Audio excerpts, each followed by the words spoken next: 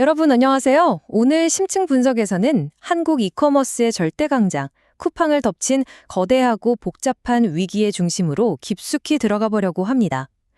연매출 50조 원 시대를 코앞에 두며 그야말로 승승장구하던 쿠팡이잖아요. 그런데 어떻게 갑자기 이렇게 다방면에서 거센 폭풍우를 맞게 된 걸까요? 사실 이 정도 규모의 시장 장악력을 가진 기업이 재무, 운영, 노사관계, 심지어 국제 외교 문제까지 거의 한꺼번에 직면하는 건 경영 역사상으로도 굉장히 보기 드문 케이스입니다. 오늘 이 복잡하게 얽힌 상황의 근본적인 원인과 파장을 아주 명확하게 파헤쳐 보겠습니다. 다들 준비되셨죠? 마이너스 3,545억 원. 와, 정말 엄청난 숫자죠. 이게 바로 쿠팡이 2026년 1분기에 기록한 영업 손실액입니다. 거침없이 흑자 행진을 이어가던 기업에게 이 수치는 그야말로 믿기 힘든 엄청난 충격이자 급격한 반전인데요. 불과 얼마 전까지만 해도 로켓 배송의 신화를 쓰며 시장의 기대를 한몸에 봤던 쿠팡에게 도대체 무슨 일이 일어난 걸까요? 갑자기 브레이크가 꽉 걸려버린 이 거대한 수익성 악화, 그 이면을 낱낱이 해부해봐야 할 시점입니다. 자, 본격적으로 들어가기에 앞서 오늘 우리가 짚어볼 로드맵입니다. 먼저 1분기 어닝 쇼크를 살펴보고 그 촉매제가 된 개인정보 유출 사태를 짚어볼 겁니다. 이어서 물류센터 현장의 노동 분쟁, 국제 무대로 번진 지정학적 마찰을 객관적으로 살펴본 뒤에 마지막으로 쿠팡의 향후 전략까지 쭉 이어서 분석해 보겠습니다. 그럼 첫 번째 챕터, 1분기 어닝 쇼크부터 바로 시작하겠습니다.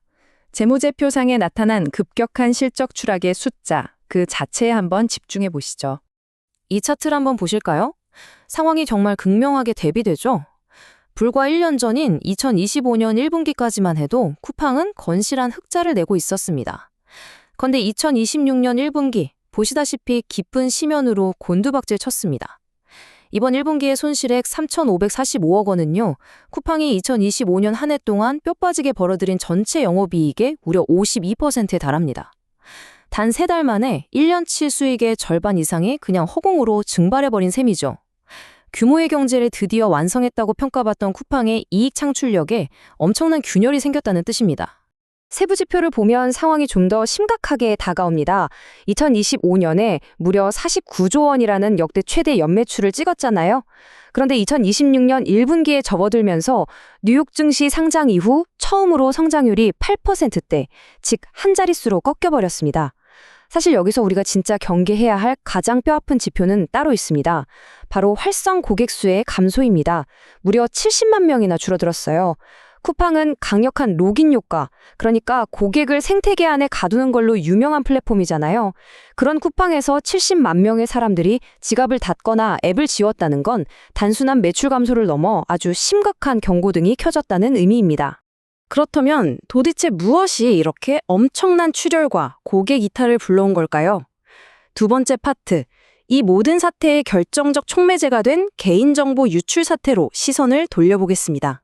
이 모든 일련의 사태들은 그냥 우연히 겹친 게 아닙니다. 거대한 도미노처럼 쫙 연결되어 있거든요. 타임라인을 한번 보시죠. 2025년 3분기까지만 해도 잘 나가던 쿠팡이 11월에 무려 3,300만 명의 개인정보가 유출되는 초대형 사고를 맞게 됩니다. 사실상 대한민국 경제활동 인구 대부분의 정보가 샜다고 봐도 무방한 전례 없는 규모였죠. 이 직격탄을 맞으면서 4분기 영업이익이 97%나 증발해버렸고 신뢰를 잃은 고객들의 대규모 탈퇴가 이어졌습니다. 결국 이 나비 효과가 2026년 1분기에 막대한 적자로 고스란히 이어진 겁니다. 자, 이 숫자 한번 보시겠어요? 1조 6,850억 원, 달러로는 대략 12억 달러에 달하는 정말 천문학적인 액수입니다. 이게 뭔가 하면 바로 쿠팡이 성난 고객들을 달래기 위해서 1분기에 쏟아부은 구매 이용권 보상 프로그램의 규모입니다. 대규모 이탈을 막으려고 유출에 대한 보상 차원에서 엄청난 돈을 풀었는데 결과적으로 이 현금성 비용이 1분기 재무제표에 피를 말리는 결정적인 원인이 되어버렸습니다. 분노를 가라앉히기 위해 치른 대가가 기업의 근간을 흔들 만큼 컸던 셈이죠. 당연히 쿠팡 경영진도 가만히 있지는 않았습니다. 시장의 패닉을 막기 위해 직접 진화에 나섰는데요. 김범석 의장의 말을 그대로 빌려보자면 고객 구매 이용권의 영향은 일회성이고 대부분 1분기에 국한될 것이라고 선을 그었습니다. 한마디로 지금 이 끔찍한 출혈은 펀더멘털이 무너진 게 아니라 상반기에만 잠깐 겪는 일시적인 타격일 뿐이라는 점을 어필한 겁니다. 하지만 투자자들의 시선은 좀 다릅니다. 당장의 비용 출혈보다 한번 쩍 갈라진 소비자의 신뢰가 예전처럼 복구될 수 있을지 그 부분을 아주 예의주시하고 있거든요. 자, 이제 차가운 재무제표의 숫자에서 눈을 돌려 실제 물류센터 현장으로 가보겠습니다. 세 번째 파트, 법적 그리고 윤리적 잣대가 아주 팽팽하게 부딪히고 있는 퇴직금 비지급 노종 분쟁입니다. 이 부분은 팩트를 중심으로 객관적으로 짚어보겠습니다. 먼저 특별검사의 기소 내용입니다. 로켓 배송의 심장부인 거대 물류센터들을 운영하는 곳이죠. 쿠팡 풀필먼트 서비스, 즉 쿠팡 CFS가 기소되었습니다. 혐의 핵심은 아주 명확합니다. 사측이 임의로 취업 규칙을 변경해서 일용직 노동자 40명에게 가야 할 퇴직금 총 1억 2,382만 원을 미지급했다는 겁니다. 이 문제는 물류 최전선에서 뛰고 있는 일용직 노동자들과 직접적으로 연관된 사안이라 고도성장 이면에 있는 쿠팡의 기업 윤리를 보여주는 아주 중요한 리트머스 시험지가 되고 있습니다. 자, 여기서 정말 주목하셔야 할 건 양측의 입장이 완전히 평행선을 달리고 있다는 점입니다. 화면을 한번 보시죠. 노동자 측은 사측이 30만 원에서 50만 원 수준의 합의금을 제시하면서 처벌을 원치 않는다는 처벌불원서를 요구하는 건 진정한 사과 없이 푼돈으로 입을 막으려는 모욕적인 처사라고 거세게 비판하고 있습니다. 반면에 쿠팡 측 입장은 다릅니다. 문제의 퇴직금 규정은 이미 예전으로 복구해서 정상 지급하고 있고 형사사건에서 처벌불원서를 구하는 건 그냥 아주 통상적이고 원만한 법적 합의 절차일 뿐이라는 거죠. 단순한 액수 차이를 넘어서 노동의 가치와 사태 해결을 바라보는 두 시선이 얼마나 극명하게 다른지 보여주는 대목입니다. 그런데 여러분, 일이 여기서 끝나지 않았습니다. 시야를 확 넓혀서 국제 무대로 가보시죠. 네 번째 파트, 지정학적 마찰과 반발입니다. 일개 이커머스 기업의 이슈가 도대체 어떻게 글로벌 안보 문제와 정면으로 충돌하게 된 걸까요? 상황 전개가 정말 상상을 초월합니다. 원래 한국의 공정거래위원회와 개인정보보호위원회가 정당한 권한으로 쿠팡의 정보 유출과 불공정 행위를 조사하고 있었거든요. 그런데 갑자기 미국 공화당 소속 의원 54명이 주미 한국 대사에게 단체로 서한을 보냅니다. 한국 정부가 미국 기업인 쿠팡을 아주 차별적으로 과도하게 규제하고 있으니 조사를 멈추라는 외교적 압박이었죠. 심지어 외신 보도에 따르면 이 소비자 데이터 유출 조사를 무려 한국 안보의 핵심 이슈인 핵잠수함 기술 지원 문제와 엮어서 압박하려는 움직임까지 있었습니다. 이커머스 조사가 순식간에 국가 안보를 뒤흔드는 지정학적 위기로 둔갑해버린 겁니다. 당연히 한국 정치권에서도 가만히 있지 않았습니다. 반응이 아주 폭발적이었는데요. 무려 90명이 넘는 한국 국회의원들이 주한 미국 대사관 앞에서 공동 성명을 내고 이렇게 말했습니다. 한국은 미국의 경제 식민지가 아니다.